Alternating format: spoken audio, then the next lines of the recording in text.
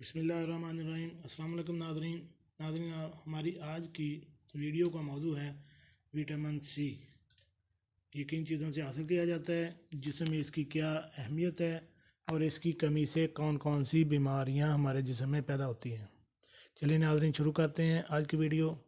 شروع کرنے سے پہلے میری آپ سے ریکویسٹ ہے کہ اگر آپ میرے اس چینل پر نئے ہیں تو میرے اس چینل کو سبسکرائب کریں اور ساتھ بیل آئیکن کا بٹن بھی پریس کر دیں تاکہ میری ہر نئی آنے والی ویڈیو آپ کو بار وقت مل سکے۔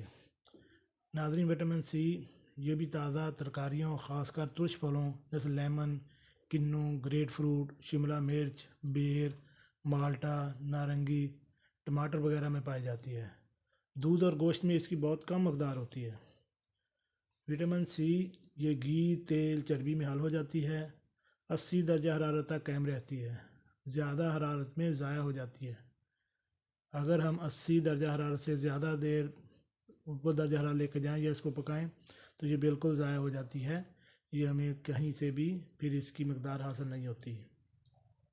کھاری چیز سوڈا وغیرہ کی ملاوٹ سے تو بغیر حرارت کے بھی ضائع ہو جاتی ہے، یعنی اس کے کلائنز کھاری چیزوں کے ساتھ مل جاتے ہیں اور کیمیائی ری ایکشن سے یہ بالکل ضائع ہو جاتی ہے کسی بھی درجہ حرارت پر پہنچنے سے پہلے ہی۔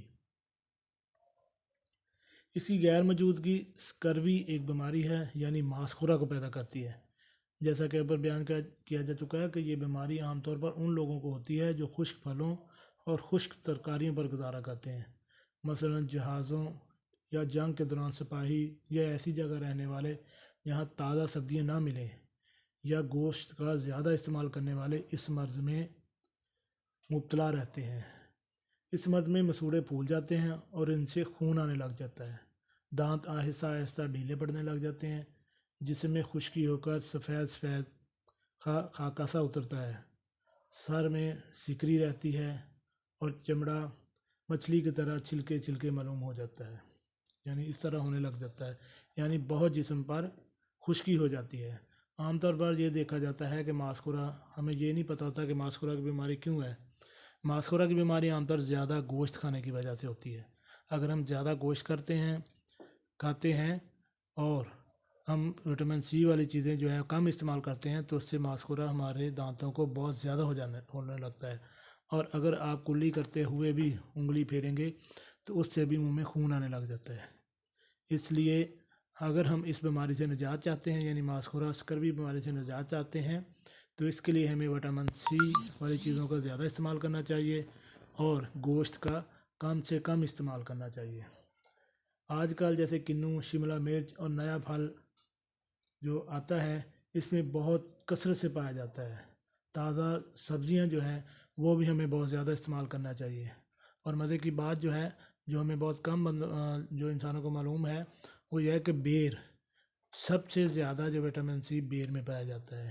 ہم کنوں کو یا لیموں کو ڈھونڈتے ہیں، اس سے زیادہ بھی جو ایک عام سا پھل ہے جسے ہم کوئی اہمیت نہیں دیتے، بیر میں وٹامن سی سب سے زیادہ پایا جاتا ہے۔ اس لیے ہمیں بیر کا بہت زیادہ استعمال کرنا چاہیے، اور آج کل تو اس کا سیزن بھی ہے۔ اس لیے کہتے ہیں، یا پچھلی ہم میڈیکل سائنسز کی کتابیں پڑھیں یا سیانوں کی باتیں سنیں تو اس میں بھی ہمیں یہی آتا ہے کہ ہم موسم کے مطابق ہر پھل کا استعمال کریں۔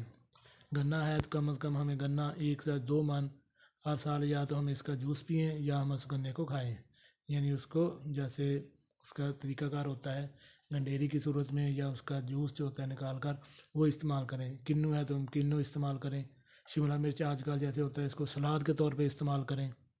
اسی طرح گاجر ہے، اس کا جوس نکال کر بھی استعمال کریں، اور دوسری کچی بھی کھائیں۔ مولیاں، شلجم ہو گیا، یعنی ہر قسم کی ترکاریاں جو ہیں موسم کے مطابق ہم ان کا استعمال کریں۔ جو کچی کھا سکتے ہیں وہ کچی کھائیں، اور جو کچی نہیں کھا سکتے وہ پکایا بھی ایسا ہے کہ جو اگر ہم 10 درجہ حرارت کے نیچے رہیں تاکہ ہمیں غذائیت بھی حاصل ہو سکے اور اس چیز کی مکمل افادیت بھی ہمیں مل سکے۔